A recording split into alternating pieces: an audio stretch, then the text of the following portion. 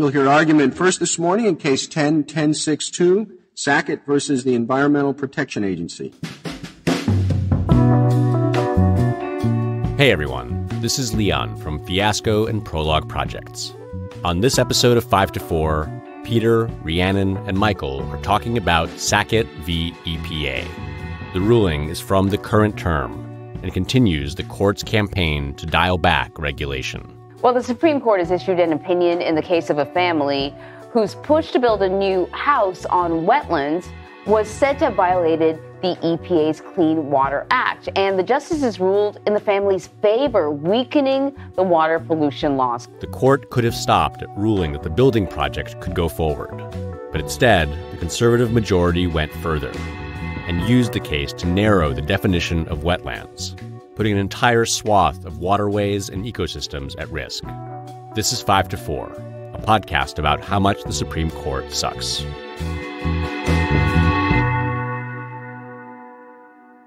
Welcome to 5 to 4, where we dissect and analyze the Supreme Court cases that have banned our civil rights, like Twitter, banning its bravest and coolest posters. Salute. That's right. I'm Peter. I'm here with Michael. Hey, everybody. And Rhiannon.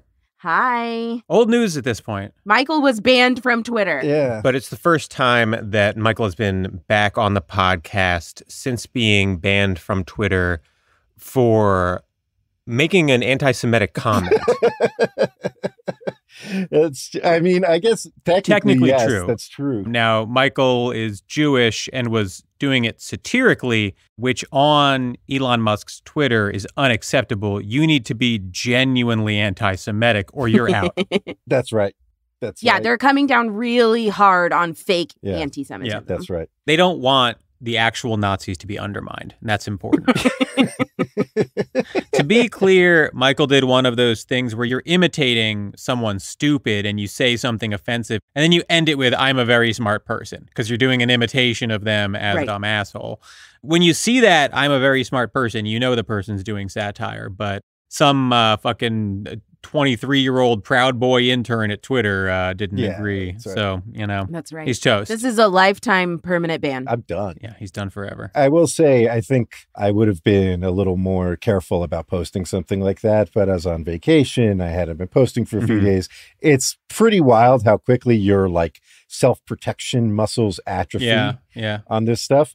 But I think that's a good thing. Twitter was twisting my brain in bad ways. Maybe it's not a representative sample, but my post-Twitter life has been good so far. I find it highly correlated with seeing Alaskan wildlife. You were on a cruise, right? Yeah, I was on a cruise in Southeast Alaska. It's the area kind of that runs along Canada. On the coast there, we went to Glacier Bay, did some hiking, saw a bunch of wildlife. It was really cool. There was a 5'4" super fan on the boat. No. That's rough. I got to be honest. No, she was cool. She was chill. She was friends with some other people we had made friends with. And we were just chatting. And she was like, wait, what podcast do you host? Putting it together. Whoa. It was pretty wild. She was trying to be very respectful of my privacy. And I appreciate that. Yeah. Cool to meet a fan in the wild, figuratively in the wild and literally in the wild. That's our demographic, wealthy young people who travel all over the world. But yeah, it was a lot of fun. It was good to disconnect. And yet a reminder that you can never escape. That's right. There will always be fans. Yeah, that's right. Although now permanently disconnected from Twitter. Yeah. So that's nice. All right. Today's case, Sackett v. EPA. This is a case from just a few weeks back about that beautiful, life-giving force, one of the top things that we need the most, water. The Clean Water Act gives the EPA, the Environmental Protection Agency, the authority to regulate pollution in, quote, the waters of the United States. The question here is what bodies of water that covers exactly, and specifically, to what extent it covers wetlands. The Supreme Court, in a 5-4 decision, holds that wetlands are only covered by the Clean Water Act if they are directly connected to larger bodies of water. a decision that leaves the majority of American wetlands unprotected by the law. So, Ree, I'm going to hand it over to you for background. I'm giving a thumbs up in the Zoom. Nice. And the thumbs up in the Zoom just mimicked my physical thumbs up. Oh, look at that. Yeah. Does it always do that? Did you guys just get an emoji reaction of a thumbs up? I saw that. It just did that without me clicking it. Oh my God, it's doing it again. It like loads. Holy Why shit. isn't mine doing it? Mine doesn't do that. I don't know. That's really weird. Anyways, in another sense, that just paralyzed me. I just stopped straight in my steps. I'm also paralyzed right now by Peter's pronunciation of wetlands. Wetlands. I was debating earlier whether it's wetlands or wetlands, and I feel like I read wetlands in my brain, but then when I went to say it, I was like, wetlands? That's too much. I'm going wetlands. Okay. I'll follow you guys. Yeah. I trust it. Yeah. We're proceeding with wetlands in this episode. Okay. Yeah. Let's talk background. Let's talk about how this stupid case made its way to the Supreme Court for the Supreme Court to make a super stupid decision. So back in 2004, this couple, Michael and Chantell Sackett, bought a little over half an acre just off of Priest Lake in the Idaho Panhandle. They started to excavate the lot, and they were filling it with gravel with plans to build a house there. Now, side note, the Sacketts actually own an excavation company. So not only are they, familiar with sort of the mechanics, the logistics, the construction, if you will, that needed to be done here, you can assume also that they know a little something about EPA regulations. Right. And perhaps have a vested interest in what those regulations look like. That's right. So their excavation of the site bothered a neighbor. And in 2007, a neighbor made a complaint, which alerted the EPA, the Environmental Protection Agency, to the Sacketts construction. The EPA ordered that the Sacketts halt their work because the EPA determined that the Sacketts land partially contained a federally protected wetland. Now, the Clean Water Act gives the EPA power to... You can see how it was a little cumbersome, right? What? Wetland.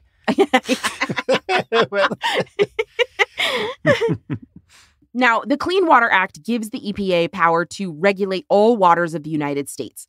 So the EPA was acting under that authority when it ordered the Sacketts to stop construction, remove the gravel, and not build any more until they had gotten a permit from the Army Corps of Engineers.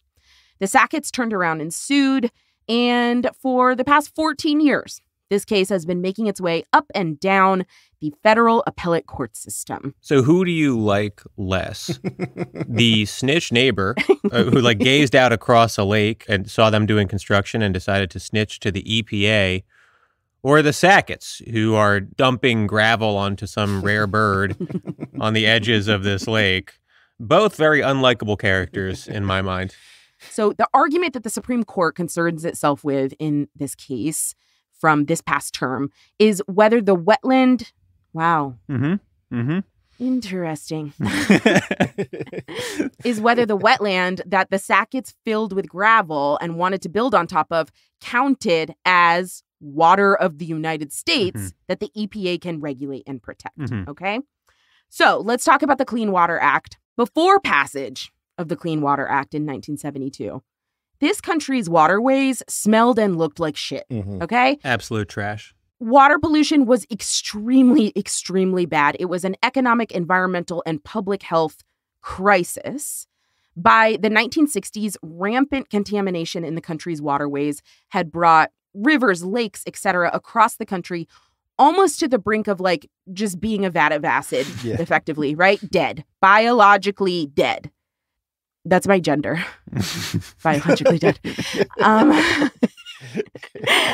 Not really a waterway so much as a chemical fucking dumpster, right? Right. The Cuyahoga River that runs through Cleveland and into Lake Erie famously became so polluted with industrial waste that it caught on fire on more than one occasion. Waterways in many U.S. cities were not much more than sewage receptacles. Industrial and municipal waste was flowing freely into the water before the passage of the Clean Water Act. Industry discharged mercury into the Detroit River at a rate of 10 to 20 pounds per day. This is exceeding public health limits on in-stream water for mercury by more than 6 times. Just poisons the human mind cannot comprehend. Right. If you're wondering why millennials and Gen Z seem so much more politically sane compared to Gen X and boomers, it's because they were drinking their body weight in mercury like every day. We're talking about Mad Hatter, right? Yeah. Like, Yes. it is also estimated that the per year rate of wetlands loss from the 1950s to the 1970s was around 450,000 acres. That is per year loss of wetlands. Side note, I've been to Galveston. I know what this fucking desecration looks like. Needless to say, we needed some federal regulation. Anyone ever heard of regulation? Sam Alito has nightmares about the stuff. The Clean Water Act is passed in 1972, and it has numerous provisions for pollution prevention, pollution control, and cleanup requirements that states, municipalities, and industries have to abide by. The CWA says that sewage plants and entities that discharge wastewater can't dump into waterways without pollution limiting permits, for example. It says that facilities that store large amounts of oil near bodies of water, they have to have oil spill prevention and response protocols. And it also says that states have to have plans and preparedness protocols for water cleanup if waterways get so polluted that they can't be used for like fishing or swimming. The act also implements standards for pollution control, and it prohibits discharge of, radiological and biological warfare agents into water. It prohibits discharge of radioactive waste and medical waste into protected waters. Beyond that, and this is relevant for this case, the Clean Water Act requires that industrial and commercial developers get approval before filling in waters like wetlands. This is what the Sacketts did, right? They were filling in a wetland with gravel. And then even with approval, sometimes developers under the Clean Water Act are additionally required to mitigate the impact of their activities. Like they might be required to create, preserve, or enhance another water resource. This is all under the CWA. And the CWA has had an incredible positive impact on water in the U.S. One example I read said that industry discharge standards put in place by the CWA currently prevent more than 700 billion pounds of toxic pollutants being dumped into the country's waters every single year. What? So, if your drinking water comes from a river like the Potomac, you have the Clean Water Act to thank. Yeah. Its impact is absolutely massive. God, fucking corporations in this country are so disgusting. Disgusting. They disgust me. That we need this, right? Yeah. That we so desperately need this because otherwise they'd literally just dump shit out their back door. Right. Yes. If they could just put mercury in a hose and spray pedestrians with it, they would. But it's more palatable to just shoot it into the river. Right. Yeah, and that's why we need the Clean Water Act. So how are the mandates of the Clean Water Act implemented, right? What waterways exactly are protected by the Clean Water Act? It comes down to one phrase in the law. So federal laws before the Clean Water Act said that the EPA, again, that's the federal agency that enforces the Clean Water Act, among other things, that the EPA had oversight of the navigable waters of the United States. But the CWA changed that language and expanded the EPA's oversight not just to navigable waters, but all, quote, waters of the United States. So then it's okay, what does that phrase refer to then, right? Your law professor would be like, well, does that apply to the pot of water I have on my stovetop? So the EPA developed an accepted definition of what water sources qualified as, quote, waters of the United States. It said that waters included all waters that could affect interstate or foreign commerce, as well as wetlands adjacent to those waters. The idea being that the federal government might not have jurisdiction over waters that are not sort of interstate, right? So it's not every body of water within the country. It's those waters that might impact interstate commerce or whatever. Right. Yes, exactly. Now, remember, the Sacketts were ordered by the EPA to stop development on a wetland. So the question in this case is about interpreting this definition. Does the wetland that the Sacketts are building on count as waters of the United States, which includes wetlands adjacent to waters? Yeah. But there's a broader question the court is taking up too. Not just is the wetland on the Sacketts half-acre protected by the Clean Water Act, but what wetlands in general does the Clean Water Act cover? Damn, what a neighbor dispute, you know? Yeah. Like your shitty neighbor in the middle of Idaho, it reports you to the EPA and you're like, fuck you, I'm taking this to the Supreme Court over the span of 2 decades. 14 years. Dude, if you're the neighbor who reported them, even though they eventually won their case, like that's a victory. Man. Yeah. Yeah, for real. Absolutely. You made their life miserable for 14 years. If you're listening, DM, we want to talk to you, neighbor. Yeah. All right, let's talk about the law here. The last major Supreme Court case about this portion of the Clean Water Act was Rapanos v. U.S. from 2006. There, the liberals and the conservatives dueled over the interpretation of the law, with no one getting a majority of the votes because Justice Kennedy sided with neither.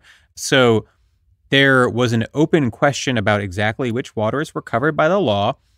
Everyone was proposing different tests. The liberals wanted to maintain a broad definition from a case in the 80s called Riverside Bayview, and Scalia and the conservatives argued for a narrow definition, while Kennedy sort of staked out a middle ground. Yeah.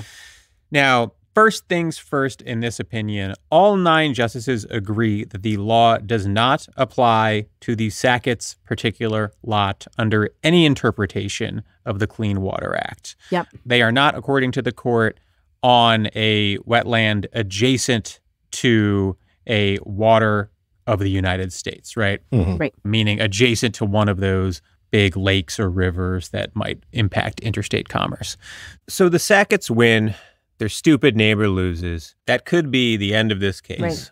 But the majority wants to go a little farther here, and they want to provide a definitive answer to the question of what exactly the Clean Water Act covers. There is agreement that the primary thrust of the act is to cover these generally permanent, continuous bodies of water, lakes, rivers, and so forth. But then the law explicitly says that it also covers wetlands adjacent to those bodies. So the next question becomes, what does adjacent to mean? And even though they don't really need to answer that question here, the conservatives seize upon this opportunity to answer that question for themselves and restrict the jurisdiction of the EPA. Right. Right. Exactly.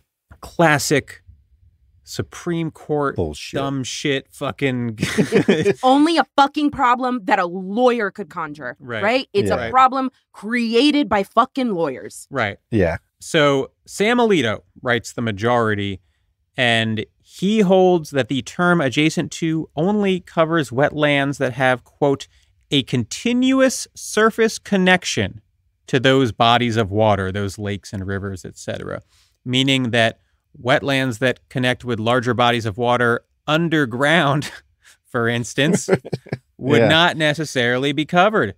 This is the standard that Scalia had proposed in that case back in 2006, but couldn't quite get a majority. And it feels like it has to be one of the most fucking baby-brained standards ever, because it's literally like, well, I can't see it when I'm standing on top of the ground, Right. Yeah. so it's not real. Like, this is the Clean Water Act for people who legitimately lacked object permanence. Yes. That's right. Like, the fucking mommy peekaboos the water away, and they're like, whoa, it's not covered. Right. The fucking water connects underground, bro. It's still connected. Yeah. Yeah. Yeah. It's how water works, actually. Right. Yeah. So it kind of goes without saying, but this interpretation inhibits the function of the law, right? The purpose of the Clean Water Act, in my opinion, was to keep water clean. Whoa. But if the regulations do not account for water that is directly connected to the body of water being protected, then that body of water is not actually protected. Right. Right? Right. If the fucking water that is physically flowing into a lake is being polluted, then the lake is being polluted too. This is not a complex concept. I imagine that Justice Alito would understand this concept if I pissed in some water adjacent to the water that he was drinking. I feel like he would get it. Yeah. As he watches the water that he's drinking slowly turn yellow. Right. He would understand. He's like, oh, adjacent to, right. So Kagan points out in her dissent, which is very good, that adjacent to doesn't even necessarily mean directly connected to in like common speech. She uses the example of two houses separated by a fence, right? No one would ever say that they aren't adjacent to one another just because there's a fence separating them. So she's pointing out that, like, forget the whole like surface versus underground sort of thing. There are all sorts of like little quote unquote barriers between bodies of water that might exist, and yet they are still adjacent to one another. Mm-hmm. Right. And to put in perspective where the court is here, their interpretation is to the right of Trump's EPA, who made it easier in all sorts of ways to pollute the water, but they still found that like man-made barriers in bodies of water that would like turn one body of water, so to speak, into two, that those bodies of water were still adjacent to one another, which is no longer true under this definition because there is no continuous surface connection. So yeah, we're to the right of Donald Trump here. This feels like a good time to take a break. And we're back. Now, another argument Alito makes is that the Clean Water Act is so broad that landowners are at risk of prosecution for, quote, such mundane activities as moving dirt. What he's referring to here is the definition of pollutants in the Clean Water Act, which includes rock and sand, right? Which might seem a bit aggressive, but you have to keep in mind that a lot of what functions as pollution was like builders digging up fucking plots of land and then dumping shit into water, right? Yes, exactly. Right. So this is a weird argument for a lot of reasons. One is that it's actually a complaint about the type of things the Clean Water Act categorizes as pollutants, right? What he's actually saying is like, oh, you can't dump fucking dirt into protected water? Mm-hmm. So that basically means that he's saying that he personally feels the definition of pollutant is too broad. And since he can't change that, he's going to just limit the applicability of the law by narrowing the scope of the waters protected by the law. Yeah. Right. And we should say, what is a pollutant is a bit of a pet project for Sam Alito, right? He is on the record back in 2017, at least, saying that carbon dioxide is not a pollutant, for example. Right. Yeah. So, yeah, he is activated on this issue, and here just sort of like attacking that notion through another area of the law, through something that isn't about the issue of what is a pollutant. Right. Just brazen, like fully substituting his own judgment for the clear language of the law, Totally. which Kagan also points out in her dissent and calls out quite aggressively that he's just doing policymaking here, which I think is obvious, right? He's just being like, well, if you interpret it this way, landowners can get in trouble for activities that I consider mundane. Right. And it's like, well, yeah, that's what the fucking law says, doesn't it? Yeah. And by the way, it's not that mundane. He's like, whoa, what, you can't move dirt anymore? But what he's actually talking about is some fucking residential real estate company like uprooting half a forest and dumping it into a lake. Right. With this like wrangling of this definition in the law, what counts as a water that is adjacent to another water, and then just the like oversimplification by the, this dumb fuck Alito by saying like, water that's adjacent is just water that touches on the surface, right? It had me thinking, it took me back to studying for the bar in Texas. Back then, when I took the bar, you had to learn oil and gas. It is Texas. You have to learn oil and gas law. And I remember that there are incredibly specific and detailed legal rules in Texas about property rights and ownership of oil that is at the surface versus oil that's underground, right? Gas that can be extracted from underground, who owns it, right? What you can do with it, mineral rights. Can you like tap into like some sort of reserve that extends beyond your property below the surface? Exactly. Below the surface. Can you drink someone else's milkshake? Yeah. Right. Period. Yeah. Mineral rights, extremely extensive in Texas, right? You have a whole incredibly specific, comprehensive body of law about what amounts to property rights, businesses making money, extremely wealthy Texas residents, what made them their money, right? But here, when it's about protecting water, when it's about what the EPA can do, when it's about clean water, it's just like, it's what I can see on the surface. That's it. Right. Yeah. It's funny that that's what it made you think of. Do you know what it made me think of? What? This sketch comedy show from the 90s called The State. Okay. They have a sketch where there's a prison in Texas, actually. Coincidentally, yeah. And there's a wide open gate that leads to the highway to Dallas. And the warden's like, but that gate is off limits as a personal favor to me. And I just imagine Alito just looking at someone dumping pollution into wetlands like 3 feet from navigable waters and being like, but if we put some orange cones here and tell them that the navigable waters are off limits, well, then we're all safe. Then it's all good. That was what I thought of, not the bar, personally. Well, this is just my trauma. I, again, just thought of pissing in Alito's water. Yeah, we got that, Peter. So we should talk about Thomas's concurrence, which was joined by Gorsuch. Right. So Peter mentioned that all this sort of flows from Congress's power over interstate commerce. Congress has the ability to regulate interstate commerce. That has always incontrovertibly included what are called the channels of commerce, which are, how goods are moved. And that includes not just trains and highways and things like that, but navigable waters. And that's where their authority flows for this. That's why it's interstate waters that are covered and not purely intrastate ponds and such. And so he goes on at length about how their jurisdiction typically has been limited to interstate commerce navigation, essentially. And that includes not just what waters they can cover, but what types of things they can do with those waters. And he says mainly it's to keep the channels of commerce flowing. So you can't obstruct boats bringing goods from state to state.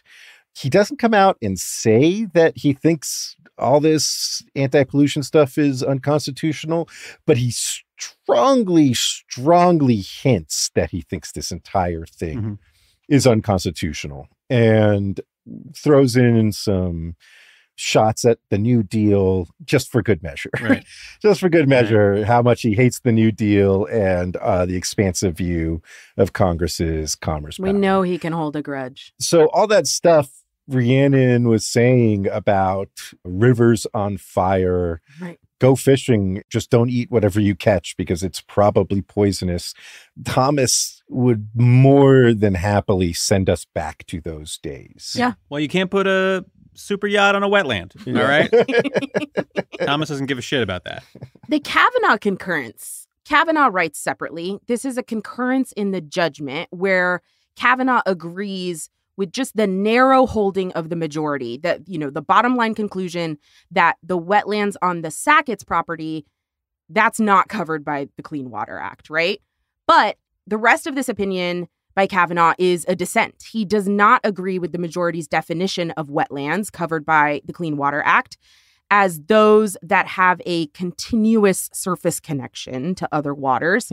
This is a pretty textualist argument because he says the court is narrowing the words used in the Clean Water Act, right? The Clean Water Act covers waters and, quote, adjacent wetlands. But the court here is interpreting adjacent to be adjoining. Kavanaugh using his big brain and saying, those are two different words. They mean two different things. But beyond the textualism in the opinion, though, there is a nod here by Kavanaugh to federal agency expertise, federal agency practice over the course of decades. There are big consequences, he says, right? Some adjacent wetlands that have long been regulated by the Clean Water Act will now no longer be protected by the law. And he says there are, quote, significant repercussions for water quality and flood control throughout the country. Kavanaugh says that the majority's definition of wetlands kind of flies in the face of like decades of EPA practice, right? He points out that this definition is, like you said, Peter, to the right of the Trump administration's interpretation of the Clean Water Act's coverage. The 8 administrations since 1977 have had, Kavanaugh says, dramatically different ideas of how to regulate the environment, obviously, but all of them recognize that the Clean Water Act's coverage of adjacent wetlands meant something more than adjoining wetlands, which is what the majority says, right? Right. He says there's also some federalism and vagueness concerns, blah, blah, blah, blah, blah. But what's interesting to me about Kavanaugh here is he is giving some force, right, to the executive branch's consistent practice on this issue over the course of the past 50 years. Mm-hmm. It's not something you expect from the modern conservatives on the court, who a big part of the ideology is lessening the power of the administrative state. Right. Yeah. But, you know, they didn't see Avatar 2, The Way of Water. But Kavanaugh was moved. Kavanaugh saw it 3 times. Yeah. Right. Cried in the theater. You thought you could slip by Brett Kavanaugh with adjacent when you actually mean adjoining? Yeah. No. He's no. no. You think you can get that by his big brain? Yeah. Nothing gets around him. When we started this episode, we told you about the Sacketts, but no conservative political interest makes its way up to the Supreme Court on the backs of a single family. They all will get funding and support from some conservative organization or another. Yeah. Ka-ching, ka-ching. Mm-hmm. The Pacific Legal Foundation that helped bring this case. Now, you know, every now and then we will touch on the weird organizations that bring these cases. This is a well-funded group of libertarian perverts who specialize in like property rights cases. Yeah. But when I say property rights cases, I mean like the right to pollute part of property rights. Right. They were founded in 1973 by a team of staffers for then Governor Ronald Reagan. Many hits throughout the years, including defending the use of DDT, Gorgeous. if you want an old school deep cut, advocating for the use of herbicides in national forests, and recently a little sidetrack into opposing COVID regulations. So just a storied history here. Also, not to be confused with the Pacific Justice Institute, which filed an amicus last year in Dobbs comparing abortion to slavery and saying that it was a violation of the 13th Amendment on that basis. That is a separate group of conservative perverts. How many times have we said, though, these organizations, all of them, there are like less than 10 buzzwords. Yeah. And they just put them in the like random. Yeah, exactly. They put them in the random output machine. It's like a slot machine. You just press it and then like 1, 2, 3, they come up. Yeah. Right. Institute for Justice. I actually didn't realize these were different organizations. I had like always confused the foundation and institute thing, and then I was only writing a piece for Balls and Strikes a few weeks back where I realized that these were separate organizations. I was like, what the fuck? Yeah. What are the chances? I really like the symmetry of like the Clean Water Act is passed in 1972, and then they found this organization in 1973. Exactly. They're just like, this cannot stand. Yeah. Right. Like you're on Reagan's staff and you love DDT. Yeah. Right. Exactly. And you hate the Clean Water Act, right? Right. Exactly. Yeah. There were also a bunch of amicus briefs filed in this case in favor of narrowing the Clean Water Act, including from such disinterested parties as the National Association of Home Builders, the National Stone, Sand, and Gravel Association, the American Exploration and Mining Association, and the American Petroleum Institute, in addition to the usual list of like rancid demons like Claremont and the Chamber of Commerce and Cato and all those fuckers. So just a group of concerned citizens Yeah. looking out for the scope of the law and That's the scope right. of the Constitution. Yeah. But That's like right. that's exactly something I wanted to talk about. Particularly, Michael, you just talked about the timing of the creation of the Pacific Legal Foundation being in 1973, a year after the Clean Water Act is passed. You know, we talked in the Sierra Club episode a couple weeks ago about the death in the 1970s of public law litigation, right? Actions brought on behalf of the public in the public interest, and how the Supreme Court killed those efforts in cases like City of Los Angeles v. Lyons, Sierra Club, so many others, right? But I don't think public law litigation is really dead, right? It's been co-opted. It's been hijacked. Today, there is a completely different ascendant idea of what public interest law is. It is extremely well-funded, extremely conservative, quote-unquote, public interest legal organizations bringing lawsuits, right? And it is a reaction. Mm-hmm. Almost all of these organizations were created as a response, as a reaction to the perceived successes of public interest litigation for liberal causes in the 60s and 70s, right? Mm-hmm. They have co-opted the term public interest. Their causes are to benefit the wealthy in highly individualized, conservative arguments about freedom, right? Mm-hmm. The ADF, another one of these organizations, the Alliance Defense Fund, they litigate for the insertion of religious symbols and practices in public spaces. Mhm. We have the Pacific Legal Foundation here launching litigation campaigns, like Peter said, against the environmental regulatory regime, against the welfare system. Mhm. Now, they could create a giant cross made of entirely mercury in the Everglades after this ruling. Yeah. Merge their interests. And so many others, Americans for Prosperity, the Alliance Defending Freedom. And what these quote unquote public interest organizations do is they reflect the values of conservatism, right? In the judicial system specifically, right? Their tenets are the protection of economic rights. They want to secure a place for religion in the public square. They are suing to protect, you know, traditional moral values as they define them. Mm-hmm. And of course, they are protecting the rights of private property owners, just like the Sacketts. Yeah. It's the doctrine of us, Mhm. Yes, right? Stuff for us, stuff we like. exactly. We're rich, we own property, we are religious, and those are their causes. Right. And we're doing it, they say, under the guise of freedom. We're doing it as a public interest cause. Mhm. Yeah, it was wild. I felt like I was taking crazy pills reading this opinion, because it was like there are several periods where Sam Alito just gets so frustrated and just like lets it out. And he's like, what is a landowner to do Yeah. in such situations? The plight of the landowner. Landowners this, landowners that. It's like, what the fuck? The median American does not own land. Right. Like, Right. Also, he's saying landowner, and he wants to evoke like some guy who's got a little plot of like an acre Right. that he's trying to do some work on. Right. But what he actually means is like fucking construction companies Yes. that are buying and selling land. Right. Developers. Right. Yep. Developing residential and commercial properties all across what was once protected wetlands. Exactly. Or at least trying to dump fucking sand and gravel that they dug up into those once Right. protected Yeah, wetlands. that's right. Yeah.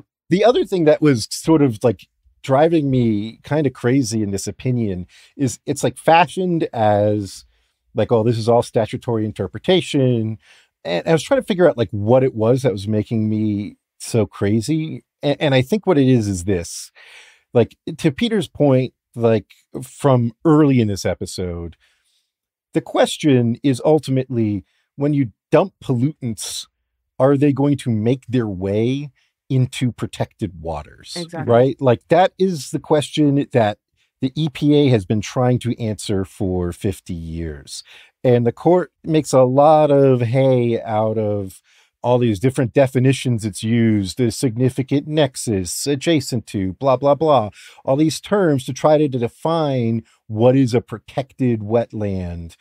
But what they're doing is they're just trying to make sure that pollution does not make its way from point A to point B, with point B being a protected waterway, right? Like that's it. Yeah. And the problem with this is the problem that conservatives have with so much right now, which is that like a lot of shit is connected, and that would just give the EPA a lot of power. Right.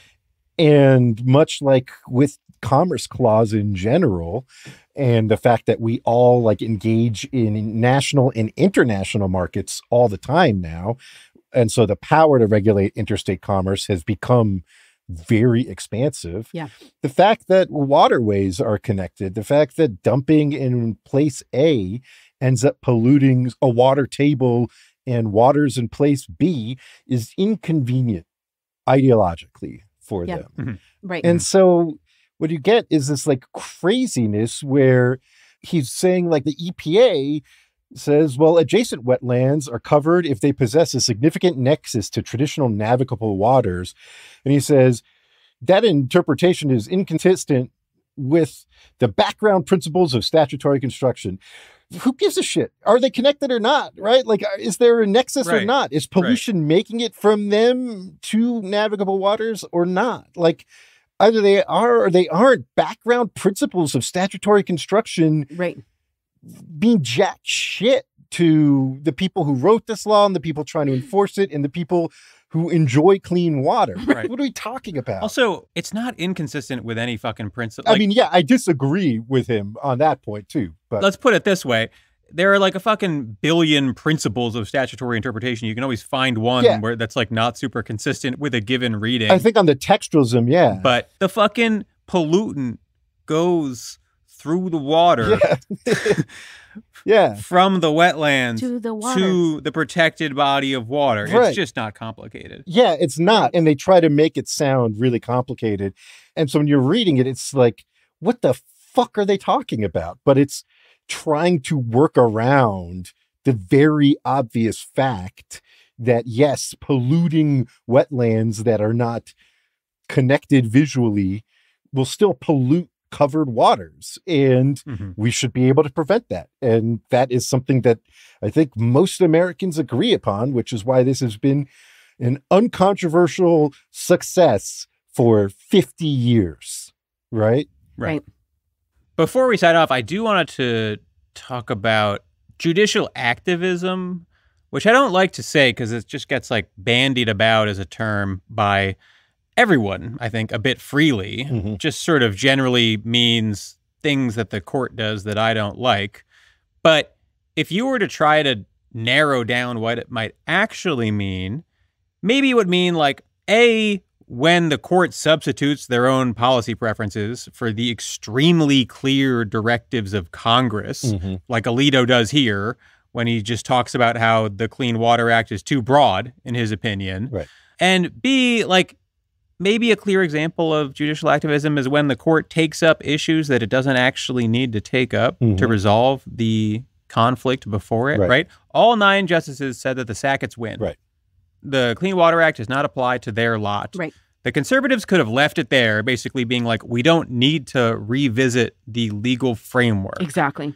But instead, they seized the opportunity to write some new law that they wanted to write. Yeah. That's judicial activism, right? That feels to me like a coherent definition of what judicial activism actually is. And this court does it all the time. Absolutely.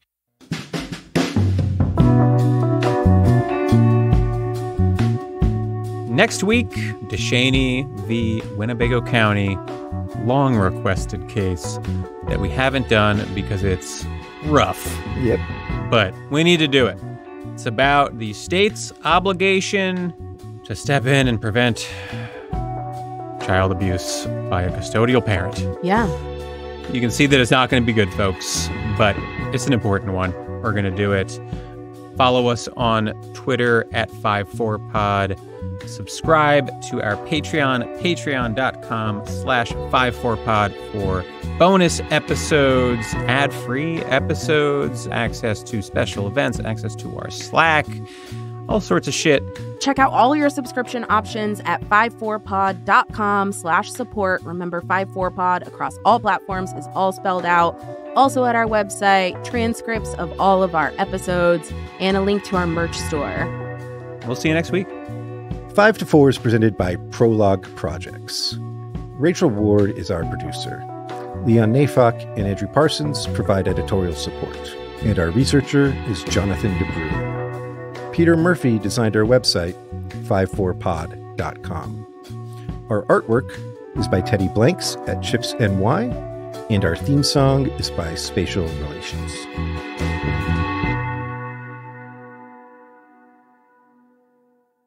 Now, should I have used poisoning his water instead of pissing in it? No. I think it's funny. Okay. Pissing is funnier. Yeah. All right.